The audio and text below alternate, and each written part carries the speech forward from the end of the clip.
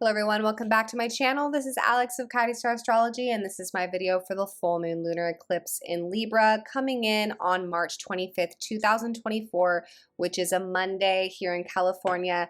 However, you'll want to adjust for where you are on the planet, and also worth noting that this eclipse comes in just after midnight. So we will be feeling it more arguably the day before on Sunday, and of course the entire week leading up to the eclipse, which we are in. So we are in the eclipse vibes already. Don't know if you've noticed. I certainly have. Lord have mercy. It has been a week. It has been the last couple of weeks, really, because we had those squares to Uranus that brought in some interesting insights and turbulence. And wow, over the last couple days, we have entered into Mercury PreShadow. We got to talk all about that. I'm going to set you up with this Mercury retrograde, everything you need to know. And you need to know a lot about it because this Mercury retrograde is going to affect each and every one of us. And then we've got an eclipse coming, and then we've got a second eclipse coming, and then we've got crazy April, which is, I would say, I mean, I haven't combed diligently enough through after June, but first part of the year, this is hands down, April is the most intense month. And it starts now, end of March. So if you've been feeling that, strap in, because it's not going to let up for a little bit. April is exciting, it's illuminating, it's tough, it's a challenge, it is a huge growth spurt, especially towards the end. There is going to be things that happen that you can't anticipate right now. That goes without saying. And I will tell you why. But wow. Just letting myself sink in here. I literally haven't even really looked at this chart too much. I'm going to be looking at it with you. But what I have looked at a lot is the Mercury retrograde. So I do want to say this. This whole week, when am I filming this? I'm filming this on the 19th. Okay, Tuesday. I'm getting this out early because I'm going to be getting on a plane. Pretty much I'm going to be in the air during the eclipse. We're getting this out prior because I'm going to be busy traveling, but also I really want you guys to have this information as you feel into this week, because it is just saturated with high voltage and challenging energies. So the first thing is that we are in Mercury PreShadow as of yesterday, March 18th. And we know that Mercury PreShadow is just as important as when Mercury goes retrograde. So the themes are starting now, and actually let's come into the present. Okay, so here we are today. Let's go back to yesterday. And this is why I say that this Mercury retrograde is going to affect all of us. Mercury is starting his retrograde journey right there at the North Node, which is huge. And when Mercury goes direct on April 25th, he will be back at the North Node as well. So this whole Mercury retrograde, which spans the entire month of April, it's tugging and pulling us towards that North Node, and all of the considerations that Mercury has us making during its retrograde course involve the North Node, which is kind of a big deal. I mean, the North Node is our future destiny. It's where we're all being called for our purpose. We can't swim against the tide of the North Node. We can try, but we really can't, because on a soul level, we know when we're going the wrong way. Energy doesn't lie, right? So our souls are all tethered to this North Node, and they feel pulled towards experiences that represent that level of soul growth. Meanwhile, the ego typically likes to cling to the South Node because it's what it remembers and it's what feels familiar and safe. this often describes the paradox of the human experience of like wanting stability and safety, but also feeling called outside of that safety to have new experiences. So eclipses are actually intense and otherworldly because eclipses happen at the nodes. So we're in eclipse month with a Mercury retrograde at the nodes. This tells me that this is going to be an edge for a lot of people because the North Node always is. The North Node requires us to release something, South Node, and step into the unknown and into the future towards our purpose, the North Node. So yesterday, the 18th, that was a difficult day for a lot of people. If you can feel into what was going on for you on Monday or what's been coming up over the last few days, because that was the moon squaring the nodes.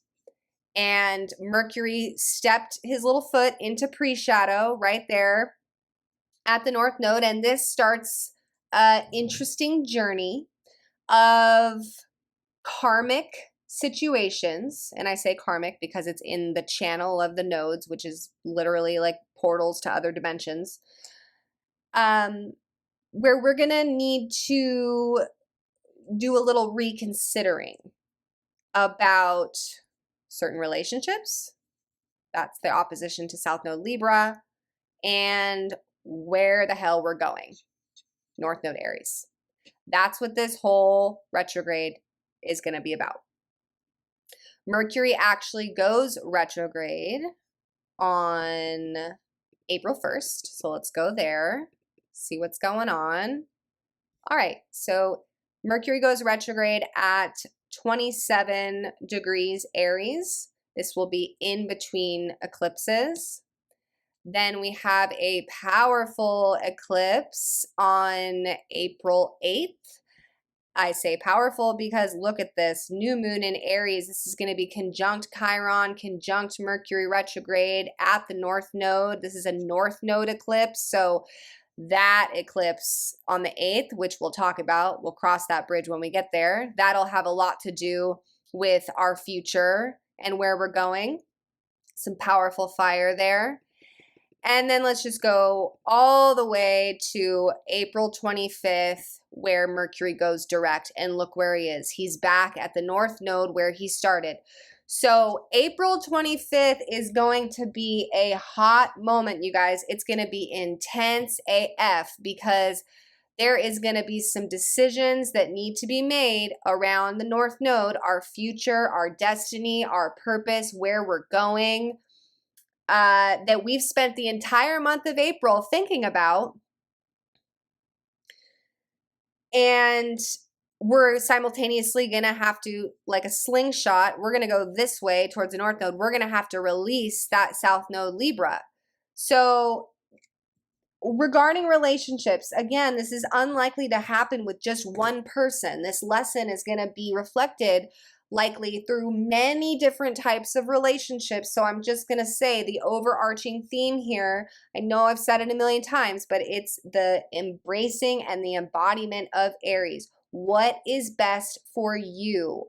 What is your authentic desire?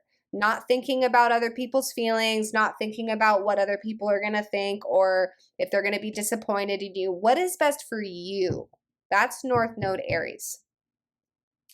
And of course, everyone's different. Everybody has different karma, but each one of us is going to have a nice array of karmic relationship dramas to sort through that is going to be teaching us lessons about how to prioritize our own needs first, how to set boundaries, and ultimately, end of April is when so many humans are going to be deciding where it is they actually need to go in life next.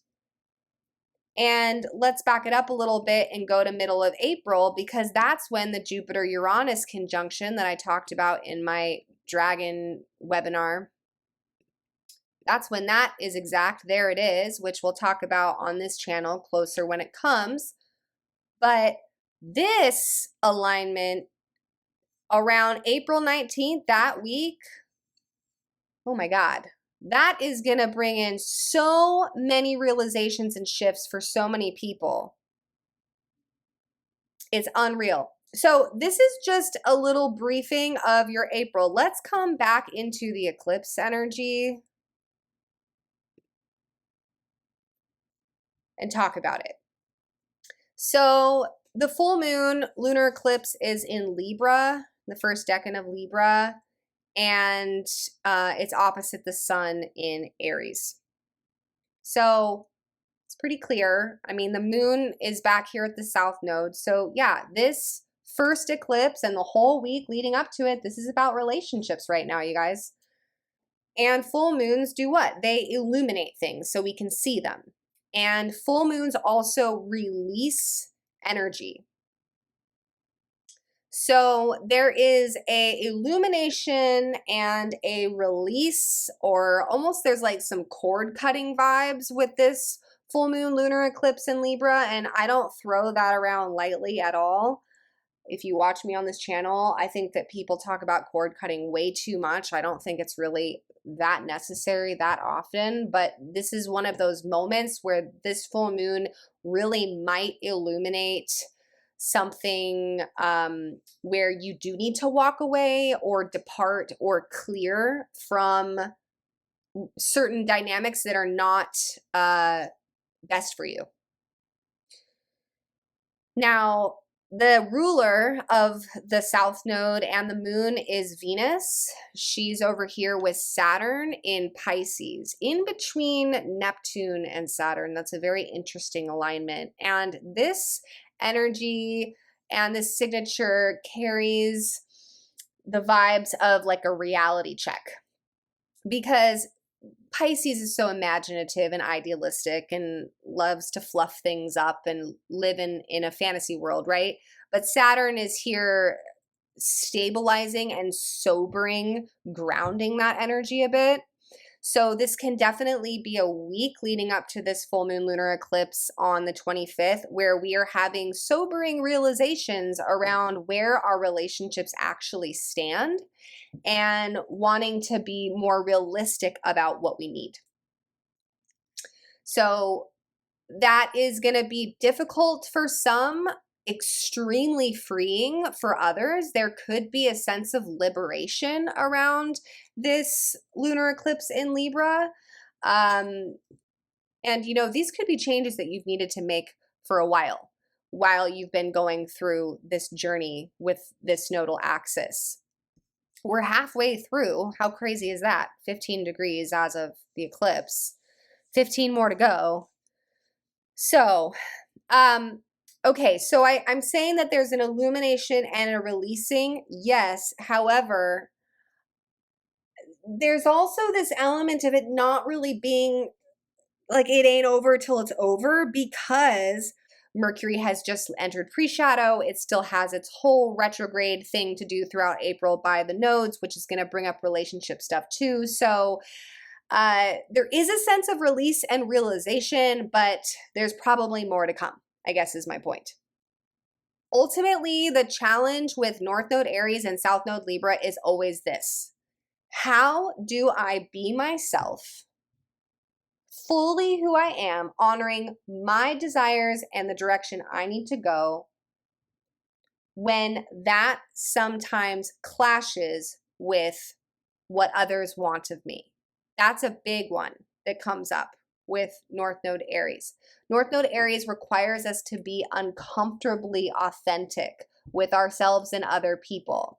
And if we can't do that, we start sliding into the often overlooked manipulative side of Libra that likes to kind of live a double life, or sweep things under the rug, put a smile on and pretend everything's fine, keep the harmony, keep the peace. No, this is not a season of keeping the harmony, keeping the peace. I wish it were. It is a season of rocking the boat, but also staying in your lane and defending who it is you actually are and what it is that you actually want. The days of security are long gone. We are not in like a stable, secure time right now. We are in a huge period of growth. For those that are able to be brave and step into their Aries purpose, this is an incredibly exciting time where it's like you're letting that internal compass, that internal relationship that you have with your own heart guide you, and you kind of see who supports you. You see who's left by your side when you speak your truth and you do your truth. Like, who's left? Those are your people now. And there are people that necessarily need to fall away right now. It's just the way that it is. There's so much change happening right now. Support your friends, like stay solid with your community right now. Support one another. Everybody is going through a lot right now. So much is shifting around. All right, everyone. Thank you so much for tuning in. If you've enjoyed this video, please do give it a like and a share. And if you're interested in astrology courses or booking a reading with me, you can find all the information for all of that at my website, coyotestarastrology.com. And I am taking bookings for readings right now. My waitlist is actually not too bad, so it's a good time to jump in there and grab a reading if you want one. All right, everyone, have a beautiful eclipse. Thanks so much, and bye for now.